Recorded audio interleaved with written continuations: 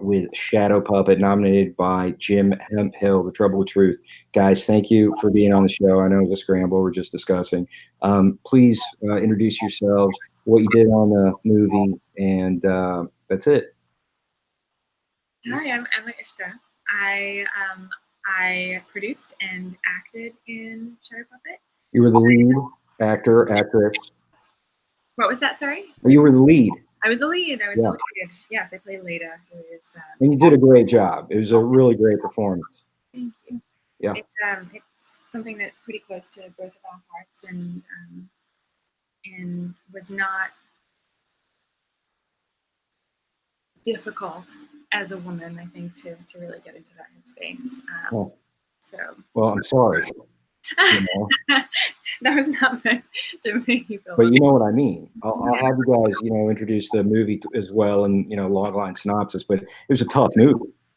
Yeah, we want it to be tough. We want it to challenge the audience in the way that they themselves look at these topics and how you respond to people who are in the situation. You did a great job, Emma. Daniel, what's your story? My story. Well, as far as this film goes, my contributions were that of writer, director, and I produced as well. And you did a great job. It's very well written. You guys knocked it out of the park. Very professional. Oh, thanks. You did. You did a great job.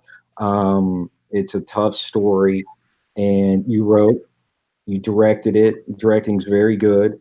And it is a very well written story as well. We'll get, I guess, to the first question, and this is, what is the passion behind this story for you? Why did you guys write, direct, and act in this story? You could have done anything. Well, would you like me? Yeah, maybe I'll jump in. Listen, I think what's really tragic about life in general, I don't think it's anything new to our species, but everyone knows at least a handful of women who've been sexually assaulted in their lives, whether they know that they know the people to whom that's happened or not. And let's even get more graphic in terms of with the reality of it. It's assault is one thing. This is rape. Yeah, this is this is gang rape actually. Yeah. Which it's a subject that should be uncomfortable to discuss, and that was one of the sort of you almost feel like you're handling radioactive material when you approach a subject like this, because there's such a sense of care and wanting to hold that experience without ever feeling just being totally honest with oneself, and never wanting to be exploitative of that experience, but to raise it as a subject of conversation that I think really needs to be discussed. That we both feel that it's something that, until it's normalized, until it's recognized as the common occurrence that it is, it's always going to be stigmatized, and the survivors naturally are de-incentivized to come forward. I mean, we live in a country where there's 207,000 rapes per year at a minimum. And of those, fewer than half are ever reported. Of the half that are reported, fewer than 12% ever go to trial. So it becomes the kind of situation where, rather than bear the social stigma and difficulty and the incredible emotional difficulty of having to relive this experience, and most survivors just choose to keep it to themselves. And as long as it remains something that we mishandle as a culture, I think that's going to remain the case. So my intention with this was to sort of aim it at men in particular who might know someone who have been through something like this, and whose feelings about it, are, sorry, there's just a helicopter passing here. No problem. You're good. But whose feelings about that, would be justified in their sense of anger, their sense of protectiveness, but they often usurp the victim's feelings with all good intentions, and wind up doing more harm than good. And I think that until the conversation has gotten to a point where people are comfortable having it, comfortable admitting to how ubiquitous of a problem this is, I think that's going to remain, you know, a de-incentivizing factor. And I think just to add on to that, that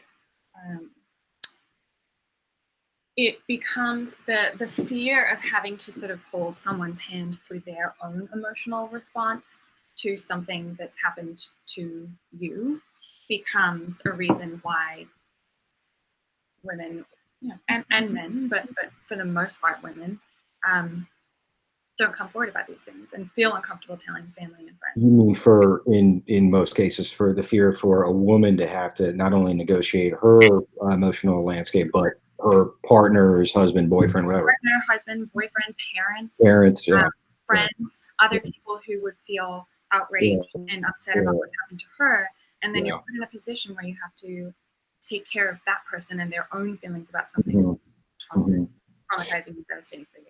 Well, I think that's what, you know, we were talking just before the show about, just before we started, about how, you know, I think that the kind of festival framework limits the creativity of American short films in particular. And, you know, having done a number of these shows and having awesome shows, having awesome films and making films myself for the marketplace. So that said, you know, your film is a little bit, it is outside of the box of what like is traditionally that I've seen has been made for festival release in terms of short films, festival acceptance. And I think your take is that is an interesting one by focusing on the male side in terms of the response, from a partner's perspective of having somebody that they love experiencing gang rape in this situation. And also what you're saying, Emma, is that, you know, having the woman, it's not, the focus isn't on how she's dealing with it, but having to deal with it with respect to her partner's inability to cope with it. So it's a novel take. You know, I heard somebody say that storytelling is either showing something the same, something familiar in a novel way, or showing something unfamiliar in a way that's familiar. Yeah, it's a part of the conversation that isn't talked about a lot. In that, you know, particularly with the Me Too movement lately, there's been a lot of conversation about sexual assault and what it, and how the proliferation, the amount of women who are raped and sexually assaulted. Yeah, it's insane. I mean, you got Bill Cosby. He's like selling popsicles, and you know, it's crazy. You wouldn't think it's a comedy. Right. Yeah. I mean, so there's been a lot of conversation about it, but I think this is a part of the discussion that hasn't really been touched on yet. And I think that aside from the fact that women are now feeling more comfortable coming forward, and there are so many women who are telling their stories, I think what's really great about the Me Too movement is that it's pushing the conversation further. Just then, rape is bad, sexual assault is bad, and people in positions of power shouldn't, or anyone shouldn't be doing this. But and particularly people in positions of power have been getting away with it for such a long time. But it's pushing the conversation further into the gray areas. So, you know, specifically like the Aziz Ansari story I thought was really whose story? There was a woman who came out about the Aziz Ansari story. I don't know. I don't watch the news. Sorry. No, it was. No, this was a good. While ago. Yeah, 2 years ago now. Yeah. She came forward talking about a situation that she'd been in with Aziz Ansari. She wrote a long article, and it was really exploring that gray area of consent and what is consent. She put herself in a situation where she did go home with him, and yet she gave many verbal and nonverbal signals that she didn't want to, but and he continued to sort of push and push and push and break those signals. But you know, it is sort of a gray area in that she didn't leave. She didn't explicitly say, no, you can't do this to me. So I think the really important part of the conversation that's starting to happen is exploring those difficult, maybe not so clear-cut conversations. And I think that's a part of why we wanted to do this project as well, is because it does explore those really difficult conversations that you have. Even if you feel like you may have overcome the situation, then you're still left dealing with people who in your life who may not have. So I get it. There's a social advocacy piece to this movie, and there's a piece that is somehow resonant in your lives, and I don't want to pry any more than that, and I don't think we need to. I mean, all the films that any filmmaker's ever done on this show, and probably in all time, is, artists make work that is somehow familiar to their lives. So, Daniel, I mentioned you first, and Emma, you're certainly a part of this, is that when I was watching the film, from a writing perspective, I guess a writer's perspective, I noticed, to me it was like a very Zen kind of experience, and it's a very Zen film in a way, because you have the man facing these two guys, right, that represent the past, right, and then you have the woman facing a couple with a baby, right, that represents the future. So the woman's looking ahead and she's ready to move on. The guy can't get out of the past, right? And so there's this moment that is now, right? And there's a moment where they're in a situation where they're trying to consume nutrient-rich foods, right? And the man is unable to consume and nourish himself, while the woman seems to be more able to do that. So, how does that take on the film strike you guys? Um, there's a short story by Ernest Hemingway called "Hills Like White Elephants." Um, Hills like white elephants. yeah, Mm. which is one of his more uh, popular shorts, and in it, there's a similar scenario, except that there are only three characters. There's man and a woman are the main two. They're sitting at a train station in the Ebro Valley in Spain, um, across from one another. Uh, it's all in the subtext. He was big into this iceberg theory. Was his main sort of writing maxim, which is that if above the water, you see only about 10% of the whole iceberg. And if it's not all in the subtext and you can't feel it all beneath the surface, then it feels thin and it feels shallow and it feels frail. So without ruining that short story, I just recommend it. It was certainly inspiration for the approach that we took on this piece. In that these two characters have a very heavy subject between them that they're trying to sort through, and they both have a very distinctive perspective, both metaphorically and literally, what either of them can actually see over the other's shoulders, reflective of their inner state. So that was something that we borrowed and thought was an interesting cinematic device to play with. And the Zen aspect of it, I mean, to try and, there were a number of revisions, and then in the cut, there was always this difficult tightrope, sort of trying to find the balance between not having everything on the nose, not spelling it all out too clearly, and silver spoon feeding it to an audience, which I think we get way too much of in America. Everything has to be sort of presented for the slowest uptake in the room. The best advice that I've gotten recently is write for your most intelligent audience, and I think that to have enough in the dialogue that there's the sense that something's going on, have enough in the silences that people have some time to contemplate what actually might be at issue here, and just to create this world within which the audience is a participant in revealing what the nature of the story is.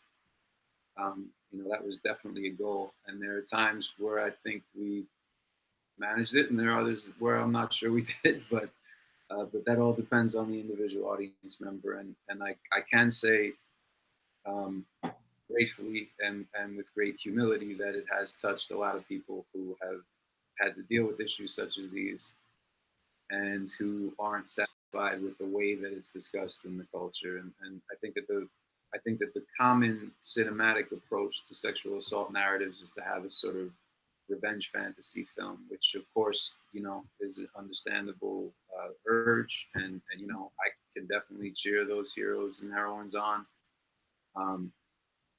But the relationship and the long-term effects of it you know, the victim's relationship with the world and how that just kind of never goes away is something that you don't see discussed all that often. So I wanted to leave some space for these two to try and sort that out and figure out where they were going to go with it, and hopefully bring the audience along. And you know, we've been very fortunate that as many people have looked at it as have. You know, it's the biggest audience that any piece that I've done has had at this point, and you know, I'm just grateful that people have responded to it in such a meaningful way. That's awesome. That's awesome. I'm going to get back to that, Daniel, in just a second, because I want to probe a little deeper on that. But Emma, what do you think? And just so I can, get your thoughts, concretely with response to what I mean by the Zen aspect. I mean that the sort of the moment, the choice that this is now, right? We have this presence, and this past and future are kind of this concept of time that isn't necessarily there. So I think your film plays out this moment very well, and this concept of present and past potentially being a false reality. So I wanted to see what you thought of that, Emma. Yeah, I mean, I think that Leda is definitely looking to the future, and you see that, physically and metaphorically, and that Will is still very much stuck in the past. And that is one of the main conflicts between these two characters, is that she, ironically, the one who experienced this trauma, is wanting to move forward and has moved forward, and he is kind of holding her back as she's in the present moment, trying to hold her back in the past. So what is, I guess, so the first question is, why this film? The second question is, what did you want to say? What did you want to say with the film?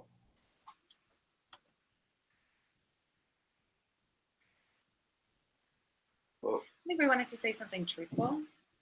I think Yeah. we wanted to say something real that's very close to what people really experience. I think we wanted to have, particularly the male audience, I think we mentioned this before, look at the way that you choose to respond to someone who's been through this. But I mean, I think ultimately, like, we just wanted to tell an honest story, Yeah. and have it touch people and open a conversation in whatever way it does for them. I also wanted to say very much that we all have a choice in how we respond to the world. We can't always control the things that happen to us or to the people that we love, but that there's always a choice to be made, and that is dramatized in terms of the cinema. In the final shot, two characters are standing together on a two-way street, and again, behind either one of them, traffic's moving in different directions, in opposite directions, so they can either go one way or another. And I think that the typical male response to, be the victim, a sister or a mother or an intimate partner, has been to, again, this sort of like revenge narrative that gets stirred up in their heads, and that's the sort of the classic male response, and that's a simple way of dealing with it, I think. And the problem itself is much more complex. Yeah, that's awesome, and that's what I really saw in the movie that I really liked, is this idea of choice. I mean, I think one of the things that, like, as a guy, there's a maturity process, right? There's a maturity process for your children. There's a maturity for a process for a parent. There's a maturity process for a rape victim. There's a maturity process for the, partner of a rape victim. So in an early stage of that maturation for, not only revenge, but there's also this possessiveness, right? So I'm a man, she's my woman. And what, these guys fucking did this to my woman? What the fuck? That she's mine. Somehow she's no longer mine, right? Somebody else has put their stamp, their dirtiness on her, right? And how do I wash that off or wash it down with booze, right? So that's kind of a maturity process. But then there's the seminal turning point of the movie, right? It's this dude, this woman, they're looking at each other, and they're kind of there's these distractions. And so again, he can't get out of this past and what's holding him to that past, and she's ready to move on. And it's like there is only this moment, right? So he can't accept something and she's accepted something, right? And this lack of union between the two of them is about acceptance, right? Yeah. So Yeah, there's it's interesting that you, yeah, that's a really good point. And it's something that I tend to, one of the things that has been like repeated to me over and over and over and over and over again in my life by my dad, and I've really taken to heart my entire that's life, awesome. is he would tell me the only thing that you can change is yourself. Only thing you can change is yourself. That's great. It's sort of something that I try to live by, and I don't always live up to, but I do very much consider a part of my philosophy. And I think so. In talking about this, you sort of brought that up for me. It's something that I assume is a part of everything, but it's true. You do always have a choice, and I think sometimes people aren't aware how much they have a choice. That the only thing that you can change in a given situation is how you choose to respond. You can't change the other person. You can't change what happened, but you can change how you choose to respond. Um, yeah, and I think that that's something that we would like to challenge people to do is change others. Make that choice. Yeah, that's awesome. So I think a lot of people aren't aware that they have a choice in the moment. You know, you're driven so much by your emotions and your feelings. And such it's a hard visceral to know thing too. I mean, yeah. you know, it's entirely understandable. I think that you know either party in the situation that we dramatize should have an immense amount of difficulty dealing with it. Have what's that? Mixed emotions is what? Should have an immense amount of difficulty Immense. Yeah, responding to it, of course. especially in the absence of any sort of guiding narratives, because it is such a taboo subject, and victims are so shunned culturally that there's not. I mean, now we have a situation in our culture anyway, where you know you see individuals. You mentioned Cosby before. You've got Roger Ailes. You've got the list goes on and on. But you've got individuals that are being taken down, but very little is being done, in my opinion, to address the broader systemic kind of circumstances that make this such a common occurrence. And to me, in the absence of any sort of real reckoning with all of the factors that a lot of them are unconscious, but all of the factors that make it so difficult. First of all, to make it so common for this to occur, and then to make it so difficult for it to be addressed in the aftermath. Until those factors are really directly confronted at the root, I think we're going to continue to see them. You can have your scapegoats, and you can hashtag cancel this guy or that guy, but until it's rooted out, it's just going to be what it is. That's a great point. And so, what are the roots?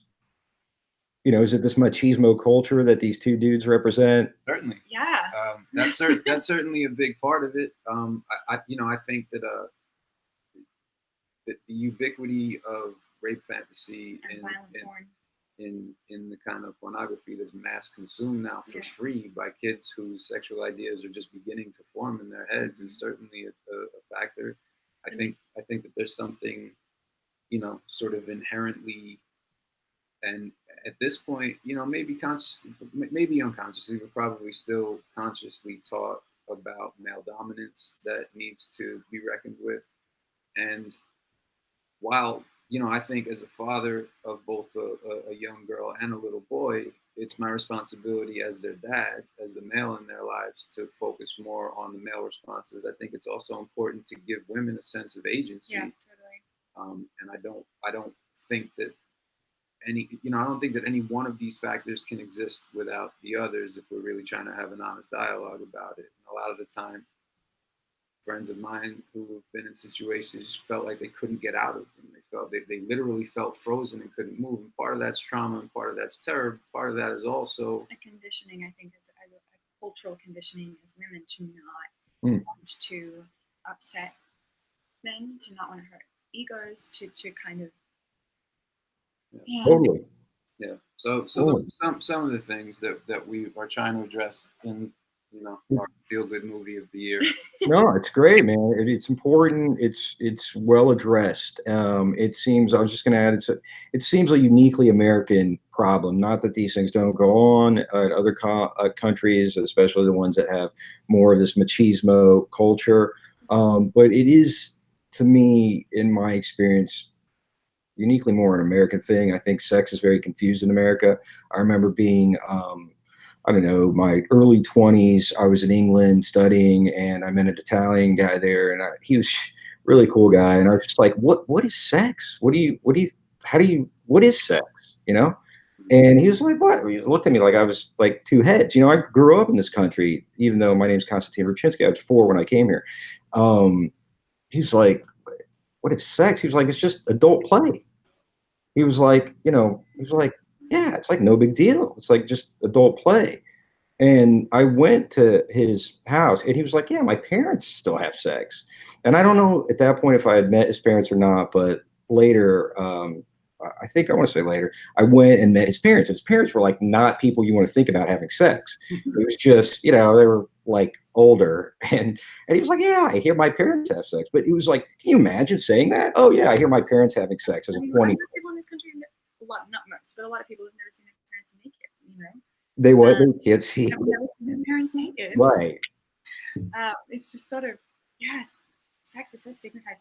But I do think that I think that obviously this happens all across the world, but I think there's an interesting point there, which is that, America does have a lot of influence on certainly media and things that are consumed in the rest of the world. It has the largest porn industry in the world. And so the rest of the world is very much consuming American media all the time. So it has a huge influence. Yeah. Well, guys, you are a lovely, strong couple, and it's wonderful to hear what you're doing, and it's noble. And the last question is, what have you learned making this film? So much. Yeah. Oh man, so much. So much. Every time we work together, I think we get stronger as a team. In terms of how we I would agree 100%. And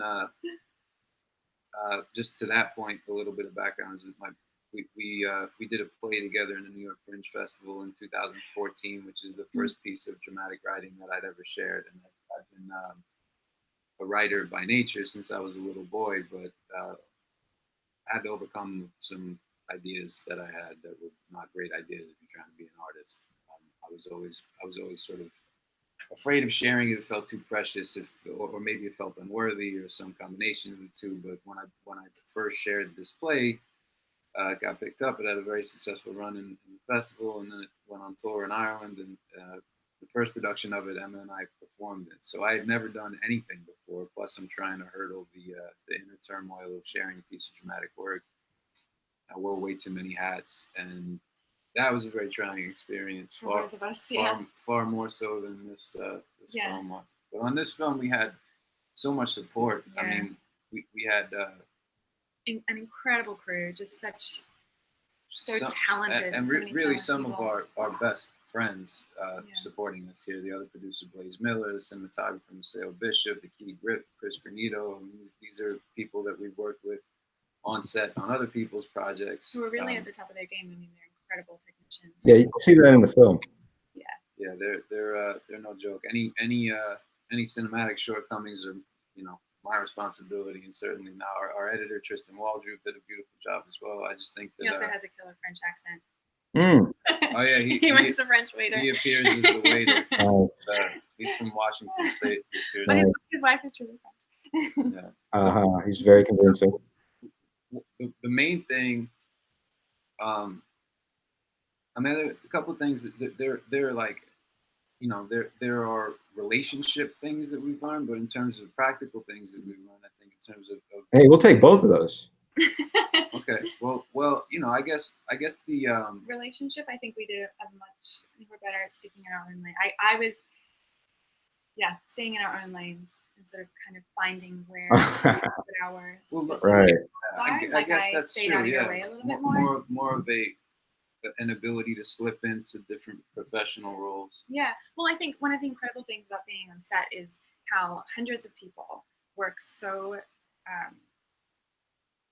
like clearly together doing their very specific roles, and everyone has their own very specific role and they work seamlessly. And I think that we were pretty good this time around at finding where my role was and where your role was, and kind of covering all the bases. To that point, as you know, as a director and as someone through whom information flowed, I think that, you know, in order to have a positive experience, and in order to have everybody feel that they're at the top of their game, there were two things that were really important to me, that are lessons that I carry with me, and I look to implement even when it's not my project. I look to try and encourage this sort of vibe as much as possible, which is that if it's a subject that insists upon a certain amount of reverence, then I think it's important that everybody's on the same page from the very first shot, that, you know, we're here for a purpose, and we're here to have respect for the subject matter, respect for the people who truly experienced it, and respect for one another is paramount. Because, you know, in a collaborative medium like the one we have, especially people who are used to working for major studio rates on big projects, are just, you know, donating their time or taking very little in payment from us. It's incredibly important that everybody's contribution is valued, and that everybody's made aware of that in an authentic way that doesn't make people feel like you're putting them on or you're being insincere. And, you know, and I think it's a pretty easy thing to do. I'm shocked how rarely I see it on professional productions. But, you know, people who make films are into making films. You know, they want to give their best. They want to do the best that they can. And if you you know, if you share with them your appreciation of just them being there, and I've seen this for some of the biggest directors in the world, you know, they give 200%. They give so much more than if you treat them as though they're invisible, or you fall into the trap of the sort of class differences that can exist really rigidly on certain sets, which are always just evidence of people's insecurity at the top of the food chain. But yeah, I mean, that's the main lesson for me, is that, you know, to conduct a set well, it's just important to treat people with respect. It sounds kind of silly to say. It sounds like an obvious thing, but it's really a very rare occasion that you see people who are in positions of incredible privilege. Um, it's very rare that you see people acting on that impulse. And I think it makes a tremendous difference in the final product and in the everyday, you know, working community kind of feeling. Yeah, agreed. I think it's an important thing to share with all filmmakers and help them feel more confident to not hide behind these class structures that are really kind of phony and arbitrary. A real shame, and it's a real shame when you see people, especially actors, because you have so much to learn as an actor. I mean, the crew on anything that you're on is going to do 5 times as much as you will ever do in your life. Will spend so many more days working than you ever will, and they have such a wealth of knowledge and wisdom, and you just have so much to learn. Oh, you mean that's a really important too. So you're saying not only as a director, but as an actor, being able to treat the crew with like the common courtesy. Like above the line. Right. You know, just think that. Well, we also we say that, you know, the crew have so much experience and so much to offer, but sometimes they're just kids that are just coming into the game and don't know anything. They really couldn't tell you the first thing about 3-point lighting, or maybe you have the experience and the wisdom to offer. You know, and in any collaborative effort, but particularly in a collaborative art form, I think it's incumbent upon every artist that's there to be open to learning and open to teaching. And I'm in love with this process, and I really am. It's so corny to say it, but when I finally stepped onto a film set after years of all kinds of different work, I felt like I was home, you know, for the first time professionally ever. I felt like I was right at home, and I've really, it can be challenging and the hours can be tough, but that feeling has never gone away, and I just feel very great.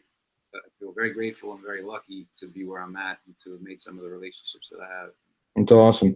Well, for whatever reason, so to kind of before actually I jump into what I was going to say, I mean, I think to uh, summarize what you guys are saying, it's learning, being sharing your knowledge, learning as well, and treating with everyone with respect, and making it a communal project. And I think the beauty, and this is maybe what inspired what I was going to say, is that one of the beautiful things about these collaborative art forms like filmmaking and theater is that this single vision can be a shared vision, and it's enriched by all the other people that are part of it.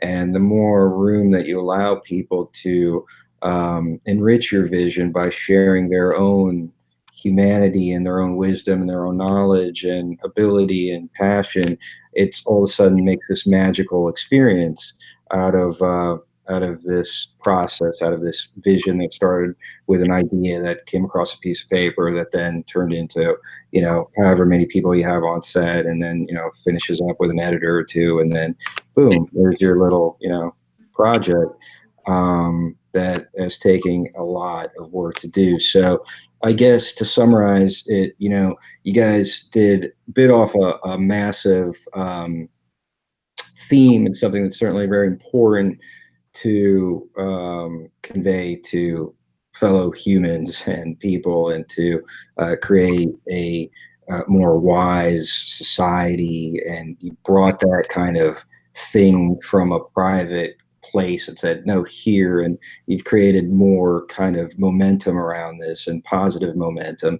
And I guess, like, on the metaphysical plane, right? That's the purpose. You are these kind of warriors that are here for truth, fighting for knowledge. Why do this? Why do this? There's some passion, purpose, and fun, right? There's all these things wrapped up into this creative process that motivates you, that you're passionate about. That how many hours did you put into this, right? I mean, you couldn't even. It started. We started we this years ago. We did. We actually did a run at Yeah. it. We shot a preliminary version of it Years and years ago. in like 13 or 14. Yeah. And we didn't quite get out of the room with it due to a number of different factors. And it had 2013 or 14. Yeah, we shot an earlier version of it with a different cast and a bunch of different folks involved, and yeah, it just didn't quite get there. Plus, other things kind of came along, and it really seemed all of a sudden over the past few years that the culture was really much more open to the kind of conversation. Mm-hmm. So we sat down one night, and I said, I think we really need to do this. It's time. Let's take another pass at the script, and we'll see what we can do, and hopefully we can get it done inside of a 2 or 3 day shoot. But the amount of hours you put into any of these projects, they're all, to me, they all feel like stolen hours. They're all hours that sure, that I'm not spending doing other things. Of course, you got 2 kids, you work, yeah. It's a higher premium on the time. So if I'm gonna put time into it, if we're both gonna put time into it, it should be something. Yeah, it should be something. It shouldn't be something that's just vain exhibitionism. It should be something that actually reaches towards something that hopefully, makes a couple other people feel a little less alone in their story. Exactly. We'll throw the link out to this movie in the post so people will have access to it. And I guess what I was trying to say is I hope you guys are very proud of yourselves. It's a beautiful piece, and I think whatever happens to this movie in whatever quantifiable way, I'm sure there's a much higher, less quantifiable way that this has an impact in the world. And I don't know if you will be able to see that in the way you want, but I do believe that you may not understand the impact of this movie at this point in time, and you'll keep seeing it. And I hope you can appreciate that and really be proud of yourselves and the work that you've done. And very kind of you to say that, man. Yeah, no, I believe that, definitely. Yeah, guys, thanks for being on the show. It was a pleasure. Taking the time to talk to us, we really, really appreciate it. Yeah.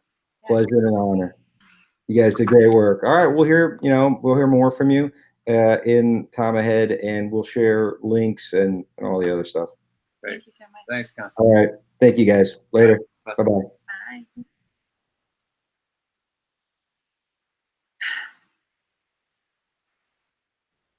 You're really good.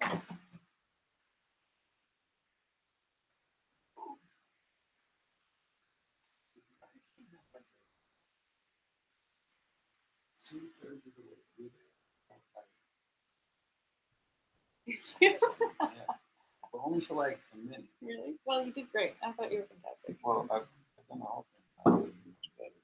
No, you were great. You're very eloquent.